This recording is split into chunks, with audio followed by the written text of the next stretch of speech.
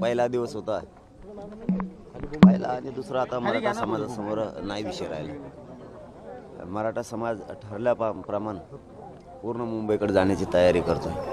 हे काल सिद्ध झालेलं आहे. मराठा समाज प्रचंड ताकदीनं मुंबईकडे येणार आहे, कारण आता हे शेवटचं आंदोलन. कारण आंदोलन करण्याचा सुद्धा मराठा समाजाला आता कंटाळा आलेला आहे. आता काय होईल ते होईल, पण आता आरक्षण घेतल्याशिवाय मागं हटायचं नाही आणि हा शेवटचा लढा आहे.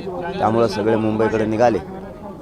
या राज्यातले सगळा मराठा बांधव 25ला सकाळी जर निघाला तर 25ला संध्याकाळी मुंबईतल्या मुक्कामाच्या ठिकाणी येतोय आणि 26ला आम्ही सगळे करोडो मराठी एकत्र आझाद मैदान शिवाजी पार्ककडे जाणार.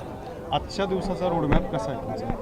आज माथुरीपासून मिरसांगवी, पाथर्डी करत करत करंजी आणि नगर बाराबापली करंजी घाटातून आज प्रवास करत करत तिसगाववरून आम्ही जातो. काल अजित पवारांनी एक आरोप केलाय की कायद्याच्या चौकटीत आरक्षण देण्याचं चालू आहे सर्व कायद्याच्या चौकटीमध्ये, परंतु संविधान हातात कोणी घेऊ नये, घेण्याचा प्रयत्न करू नये. आत्ताच द्या आत्ताच करा हे म्हणणं चुकीचं आहे असंही ते म्हणाले. नाही, त्यांचं बरोबर आहे. त्यांचं बरोबरच असतं. कधी पण जनता कधी पण चुकीची आहे, त्यांचं कधी पण बरोबरच असतं. कारण संविधान आम्ही हातात घ्यायचं नाही, त्यांनी पण नाही घ्यायला पाहिजे. कारण संविधानानं सांगितलं आहे की ज्यांच्या शासकीय नोंदी सापडल्यात त्यांना आरक्षण आणि न्याय दिला पाहिजे. आणि हे सरकारचं क्रमप्राप्त असतं. नुसतं बोलून समाजात रोष निर्माण होईल याच्यात काय मोठेपण आहे त्यांना? याच्यात तोडगा कसा काढता येईल? याच्यात सामंजस्याची भूमिका गोडीनं मार्ग कसा काढता येईल? कारण सत्ता येत असते जात असते, परंतु माणसाच्या मनात जर एखादा माणूस बसला जनतेचे तर तो कायमचा मनातून उतरत असतो.